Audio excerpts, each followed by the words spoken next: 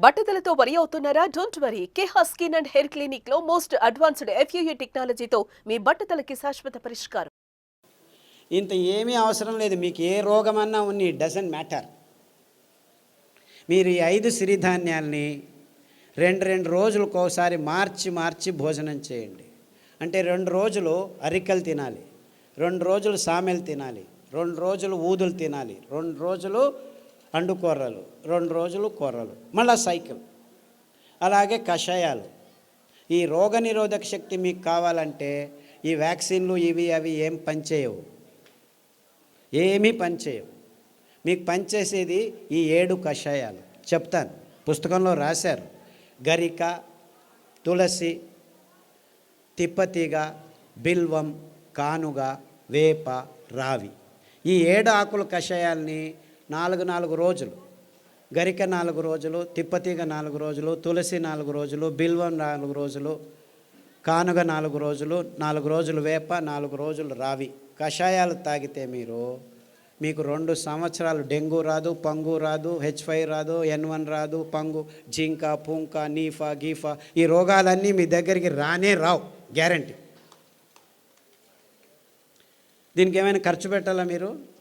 కానగాకు దొరుకుతుంది, తిప్పతీగ దొరుకుతుంది, వేపాకు దొరుకుతుంది, రావేకు దొరుకుతుంది, ఇంకా అన్ని చోట్ల నేను చెప్పేటివన్నీ దొరుకుతూనే ఉన్నాయి. మన అదృష్టం. ఒక్క పైసా ఒక్కరూ ఖర్చు పెట్టాల్సిన పని లేదు. ఆకులు తెచ్చుకోండి, బాగా కడగండి. ఏ దానిలతో కడుగుతారు? ఏ నీళ్ళతో కడుగుతారో ఆర్వో వాటర్తో కడక్కండి.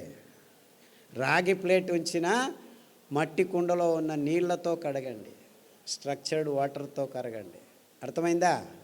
ఆ నీళ్ళతో కడిగి ఆ నీళ్ళతోనే కషాయం చేసుకొని, కావాలంటే తాటి బెల్లం, చెరుకు బెల్లం వేసుకోవద్దండి, గ్లూకోజ్ ఎక్కువ ఉంటుంది. తాటి బెల్లంలో ఫ్రక్టోజ్ ఎక్కువ ఉంటుంది, ఏమీ ఇబ్బంది లేదు. పిల్లలకి బెల్లం కొద్దిగా వేసి కషాయం తాపించండి. 9 నెలల పాప నుంచి 108 సంవత్సరాల ముసలి వాళ్ళు కూడాను కషాయాలు తాగొచ్చు, ఏమీ ఇబ్బంది లేదు. అదే ఆడవాళ్ళు అయితే గోంగూర కషాయం రామబాణం. మీకు ఏమీ తోచట్లేదనుకోండి, గోంగూర ఆకు తెచ్చుకొని 4 ఆకులు ఉడకపెట్టుకొని 2 నిమిషాలు కషాయం చేసుకొని తాగండి. టీవీ చూడకండి, టీవీ చూస్తూను తాగొచ్చు. గోంగూర కషాయం అయితే మీకు టీవీ చూడకుండా చేస్తుంది. మీకు ప్రజ్ఞ ఎక్కువ అవుతుంది, రోగనిరోధక శక్తి ఎక్కువ అవుతుంది, అద్భుతమైన రక్తహీనత నుంచి దూరంగా వచ్చేసేదానికి వీలవుతుంది, వైట్ డిశ్చార్జ్ తక్కువ అవుతుంది. ఇలాంటి మీ సమస్యలన్నీ 99% గోంగూర కషాయంతో మాయమైపోతాయి. సో వారానికి 2 రోజులు, లేకపోతే 2 వారాలు గోంగూర కషాయం, 2 వారాలు కొత్తిమీర కషాయము, 2 వారాలు రావి ఆకు కషాయం తాగితే చాలు, ఆడవాళ్ళకి ప్రాబ్లమ్స్ అన్నీ మాయమైపోవడం మొదలుపెడతాయి. ఇంత సింపుల్గా ఉంది విషయం. ఇన్ఫ్యాక్ట్ ఇంత సింపుల్గా ఉందని నేను చెప్పేది ఎవరు నమ్మరు. మొదలు అందరూ అలాగనే వాళ్ళు. ఒక డాక్టర్ లేచి నేను 2 గంటలు లెక్చర్ ఇచ్చిన తర్వాత, ఓ ఈజ్ దట్ సో సింపుల్ అన్నాడు. I said it is much simpler. 2 గంటలు అవసరం లేదు, 2 వాక్యాల్లో చెప్తాను నేను. 2 వాక్యాలు. రోజుకు 1 గంట నడవండి, వీలైతే పొద్దున 15 నిమిషాలు, సాయంకాలం 15 నిమిషాలు. ఇంత అద్భుతమైన పదార్థాలని ఇప్పటికీ ఇస్తున్నాడు దేవుడు. ఎన్ని పాపాలు చేసినా మనము ఆ దేవుణ్ణి ఒక 15 నిమిషాలు పొద్దున్న లేచి ధ్యానం చేయండి, సాయంకాలం పడుకునే ముందు ఒక 15 నిమిషాలు ధ్యానం చేయండి. తర్వాత సిరిధాన్యాలను తినండి, గోధుమలను తినకండి, బియ్యం తినకండి, పాలు తాగకండి, చక్కెర ముట్టద్దండి, గుడ్లను కూడా చూడొద్దండి. పాపం అవేమో పిల్లల కోసం గుడ్లు పెట్టుకుంటున్నాయి, మీరు వెళ్ళి రాక్షసులాగా తినకండి. దానిలో గుడ్లు దానిలో కొండనివ్వండి. లేదు చేపలు చాలా మంచివి, జలపుష్పాలు తినొచ్చని కొందరు స్వామీజీలు కూడా చెప్పడం మొదలుపెట్టారు. దాంట్లో మీకు దొరికేది పాదరసము, మెర్క్యూరీ తప్ప ఇంకేమీ దొరకదు, అంత భయంకరంగా ఉంది. బుద్ధిమాంద్యం పోదు కదా, బుద్ధిమాంద్యులు అవుతారు.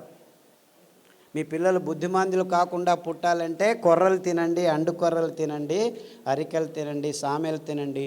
అరటి బోధ కషాయము, పసుపు కషాయము గర్భిణిగా ఉన్నప్పుడు తాగండి, పిల్లలకు తాగించండి. మీ పిల్లలు బుద్ధిమాంద్యులు అయిపోయి సూక్ష్మగ్రాహీలు అవుతారు. ఇన్ఫ్యాక్ట్ ఫిట్స్ వచ్చి కత్తి చాకు తీసుకొని చంపేస్తాననే పిల్లవాడు, ఆ తల్లిదండ్రులు కత్తి చాకు తీసుకొని చంపేదానికి పోయే పిల్లవాడు పసుపు కషాయము, రావి ఆకు కషాయము, శుంఠి కషాయం తాగిపించి కొర్రలు తినిపించడం మొదలు పెడితే ఇప్పటికి 12 సంవత్సరాలైంది. 10వ తరగతి ఫస్ట్ క్లాస్లో పాస్ అయ్యాడు. ఇలా వందల కేసులు ఉన్నాయి.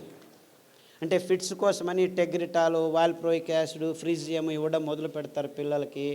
ఆ మందులు తీసుకుంటూ పిల్లలు బుద్ధిమంతులు అయిపోతారు. ఫిట్స్ రావు అని చెప్తారు, అయినా వస్తూనే ఉంటాయన్నమాట. అలాంటి వాళ్ళందరికీ అండుకొర్రలు తినిపించి ఈ కషాయాలు తాగిపిస్తే 6 నెలల్లో ట్యాబ్లెట్లు మెల్లిమెల్లిగా ఆపు చేసి ఇప్పుడు హ్యాపీగా ఇంట్లో అందరికీ సహాయం చేసుకుంటూ బాగా నడుస్తూ ఏ ఇబ్బంది లేకుండా మాట్లాడటం తెలియని వాళ్ళు కూడా మాట్లాడడం మొదలుపెట్టారు. అది 15 సంవత్సరాలు 20 సంవత్సరాల తర్వాత. అంతవరకు మాటలు అనేది తెలియని పిల్లలు కూడాను ఇప్పుడు మాటలు నేర్చుకుంటున్నారు.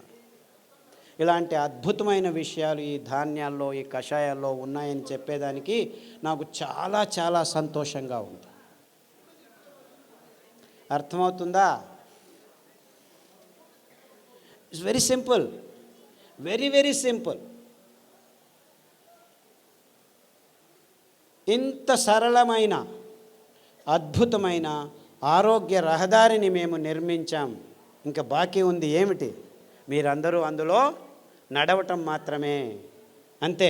అందరికీ ఆహ్వానం, ఆరోగ్య రహదారిలో నడవండి అని మా విన్నపంతో మీ అందరికీ వందనాలు. సిరిధాన్యాలు తింటే అరగట్లేదు అని దీనికి 2 కారణాలు ఉన్నాయి. మీరు పొద్దున్న సిరిధాన్యం ఇడ్లీలు తింటే రాత్రి వరకు ఆకలి కాదు. మీరు అనుకుంటున్నారు ఈ బియ్యం తిని 2 గంటలకే ఆకలి అవుతుంది కదా, సో అది బాగా అరుగుతుంది అనుకుంటున్నారు. అలా కాదు. ఇది సిరిధాన్యాలు తింటే మీకు ఎంత కావాలో అంత గ్లూకోజ్ అందుతూ ఉండటం వల్ల మీకు ఆకలి కాదు. అంటే అది జీర్ణం కావట్లేదని కాదు మీకు అర్థం. అందరికీ ప్రాబ్లం అది. అంతేకాకుండా మీరు సిరిధాన్యాల్ని బియ్యంలాగే కుక్కర్లో వేసి పుస్ అని 4 కూగులు కూగించేస్తే రాదనమాట. అది ఉడకదు. రాత్రి నానబెట్టి పొద్దున ఉడకబెట్టుకోవాలి. కనీసం 3 గంటల నుంచి 6 గంటలు నానబెట్టాలన్నమాట. నానబెట్టి వండితే ఆ ధాన్యం తింటే మీరు హ్యాపీగా ఫీల్ అవుతారు, ఆరోగ్యంగా ఉంటుంది. సిరిధాన్యాలు చిన్న పిల్లలు 9 నెలల పిల్లలు కూడాను జీర్ణించుకోగలరు, ఏమీ ఇబ్బంది లేదు. కానీ మీరు వంట వండే విధానంలో మార్పు రావాలి. నానబెట్టి వంట చేయాలి. హలో సార్, మేము dialysis patient. Kidney infection. Hello, కిడ్నీలో చాలా రకాలైన ఇబ్బందులు ఉన్నాయి. ఒకటి, కిడ్నీలో రాళ్ళు రావటం, కిడ్నీ నుంచి యూరిక్ యాసిడ్ ఎక్కువ ఉండటం, క్రియాటినిన్ ఎక్కువ కావటం, డయాలసిస్కి పోవటం ఇలాంటివి. తర్వాత ప్రోటీన్లు ఎక్కువ కారటం, లావుగా ఉండిపోవడం, ముఖంలో వాపు రావటం, ఇవన్నీ కిడ్నీకి సంబంధించిన రోగాలు. కాలు కూడా ఇంత లావు నీళ్లు ఊరుకోవడం, ఇవన్నీ ఇబ్బందులకి చాలా సరళమైన పద్ధతి. అరికెలు 3 రోజులు, సామెలు 3 రోజులు గంజి రూపంలో తాగాలి. మార్చి 9 వారాల్లోనే మీకు ఈ ప్రాబ్లమ్స్ అన్నీ బాగవుతాయి. దానికి తోడు రణపాల ఆకు, పునర్నవ ఆకు, కొత్తిమీర ఆకు కషాయం వారం మార్చి తీసుకుంటే 9 వారాల్లో మీకు అంతా బాగవుతుంది. వీక్లో డయాలసిస్ 2 టైమ్స్ తగ్గిపోతూ వస్తుందమ్మా. ఇన్ఫ్యాక్ట్ చాలామంది డయాలసిస్ చేసుకున్న వాళ్ళు 1 సంవత్సరంలో డయాలసిస్ నుంచి దూరం కావచ్చు. Thank you sir. అండుకొర్రలు, బోధకాలు రోగం ఉన్న వాళ్ళు అండుకొర్రలు ఒక 3-4 సంవత్సరాలు తింటే బోధకాలు మెల్లిగా బాగవుతూ వస్తుంది. దానికి తోడు జామ ఆకు కషాయం, రావి ఆకు కషాయం, సాదాపాకు ఆకు కషాయం తాగాలి. బోధకాలు ఉన్న వాళ్ళకి అండుకొర్రలు 3 రోజులు, మిగిలిన ధాన్యాలు 4 ఒక్కొక్క రోజు తినాలి. సార్ నమస్కారం అండి. సార్ ఇక్కడ సార్ ఇటుపక్క సార్ చెప్పండి సార్. నా భార్యకి 4 సంవత్సరాల నుంచి ఒక వ్యాధి ఉన్నదండి. ఆమె ఉదయం పూట సరిగా పండుకోదండి. రాత్రి పూట పడుకున్న తర్వాత మళ్ళీ తెల్లవారుజామున లేదండి. ఆ రాత్రి తెల్లవారుజామున అట్లా 2 రోజుల వరకు అలాగనే నిద్రపోతుందండి. లేస్తే తల తిరిగి వెంటనే మళ్ళీ కింద పడిపోతుందండి. ఈవెన్ పక్కన ఉన్న బాత్రూమ్ దగ్గర నుంచి మంచం దగ్గర రావడానికి కానీ తను నడిచే శక్తి లేక చిన్నపిల్లలాగా దొగ్గాడుకుంటూ వచ్చి మంచం మీద పడుకుంటుందండి. లేస్తే మళ్ళీ ఫుల్గా యాక్టివ్గా ఉంటుందండి. ఇది ఎందుకనేది అర్థం కాలేదండి. దీనికి వెర్రి నువ్వుల నూనె, వెర్రి నువ్వుల నూనె 2 వారాలు, నువ్వుల నూనె 2 వారాలు. ఉదయం లేచిన వెంటనే పడిగడుపున తాగించాలి. దానికి తోడు మారేడు ఆకుల కషాయం, బిల్వపత్రం కషాయం అంటారు. మారేడు బిల్వం 2 ఒకటే. గరిక కషాయం, పసుపు కషాయం, సాదాపాకు కషాయం. వారం వారం మార్చి తాగించండి. అండుకొర్రలు 3 రోజులు, మిగిలిన ధాన్యం ఒక్కొక్క రోజు. ఇలా తినిపిస్తే 6 వారాల్లోనే తేడా కనిపిస్తుంది. 6 weeks all that it takes. 6 నెలల్లో పూర్తిగా బాగవుతుంది. రక్తపు క్యాన్సరు, గర్భకోశం క్యాన్సరు, మెదడు క్యాన్సరు, ఎముకల క్యాన్సరు, ఇలా 14 రకాల క్యాన్సర్లు పుస్తకంలో పట్టీలో రాశారు. దాంట్లో ఉన్న ఆహారం, కషాయాలు వాడితే 6 వారాల్లోనే తేడా రావటం జరుగుతుంది. 6 నెలల్లో చాలా మటుకు మీకు గుణముఖులు అవుతారు. సార్ నాకు ఒట్టిగో డిజినెస్, తల తిరగడం, మళ్ళీ ఇది ఒకటి ఉంది సార్, ఇది బ్రెయిన్ కొంచెం. సాదాపాకు కషాయము, పసుపు కషాయము, అరటి బోధ కషాయము. తర్వాత ఈ వర్టిగో ఉన్నవాళ్ళు చాలామందికి ఈ తంబాకు అంటే పొగాకు, సిగరెట్లు కానీ ఈ లోపల నోట్లో పెట్టుకోవడం కానీ అలవాటు ఉన్న వాళ్ళకి ఈ వర్టిగో ఎక్కువగా ఉంటుంది. అంటే మీరు దాని నుంచి బయటపడాలంటే చేయాల్సింది కానుగ ఆకు కషాయం, చమురు ఆకు కషాయం, రావి ఆకు కషాయం. ఈ 3 కషాయాలని మార్చి తాగాలి. అరికలు, సామెలు ఎక్కువగా తినాలి. సార్ నమస్కారం sir. Prostate cancer, lung cancer. ఇప్పుడు ఏమైందంటే లంగ్లో క్యాన్సర్ వచ్చింది, రేడియోథెరపీ, కీమోథెరపీ తీసుకుంటారు, అక్కడికి ఆగదు, ప్రోస్టేట్కి వస్తుంది. ప్రోస్టేట్కి తీసుకుంటే ఎముకలకు వస్తుంది. అంటే ఇది క్యాన్సరు ఇక్కడుంది, అక్కడుంది అని కాదు. క్యాన్సర్ మొత్తం దేహంలో ఉంది, ఒక్కొక్కసారి ఒక్కొక్క చోట బయటపడుతుంది అని అది అర్థం చేసుకోవాలి. కాబట్టి అన్ని క్యాన్సర్లకు మూలం ఒకటే. అందువల్ల మీరు పారిజాతము, రావి ఆకు, జామాకు కషాయాలు అన్ని క్యాన్సర్లకు బేస్గా ఉండాలి. ఈ 5 ధాన్యాల్ని 2 రోజులు తినడం మొదలు పెట్టండి. 6 వారాల నుంచి 6 నెలల్లో మీకు గుణముఖుడవడం మొదలు పెడతారు. 2 సంవత్సరాల్లో పూర్తి క్యాన్సర్ మీ దేహం నుంచి బయటపడిపోతుంది. ఏమీ ఇబ్బందులు ఉండకుండా జరుగుతుంది. బ్రెయిన్ స్ట్రెంగ్తింగ్ చేసి అదే చెప్పాను కదా, సాదాపాకు, పసుపు కషాయాలన్నీ ఈ నర దౌర్బల్యాలకి జరిగినదానికి. తర్వాత నువ్వుల నూనె, వెర్రి నువ్వుల నూనె తాగండి. ఐబిఎస్ పుస్తకంలో రాసాము. ఐబిఎస్, క్రాన్స్ డిసీజు, కొల్లైటిస్ ఇవన్నీను లిస్ట్ చేశాము. పుస్తకంలో పట్టీలో ఉంది, గమనించి వాడండి. నమస్కారం సార్. సార్ నమస్కారం సార్. సార్ పాలు కాకుండా పాల ఉత్పత్తులు, పెరుగు, మజ్జిగ. పాలు లాక్టోబాసిల్లస్ తోడుకు పెరుగుకు వేసుకుంటే అందులో ఉన్న కెమికల్స్ అన్నీ నిర్నామం అయిపోతాయి ఫర్మెంటేషన్ వల్ల.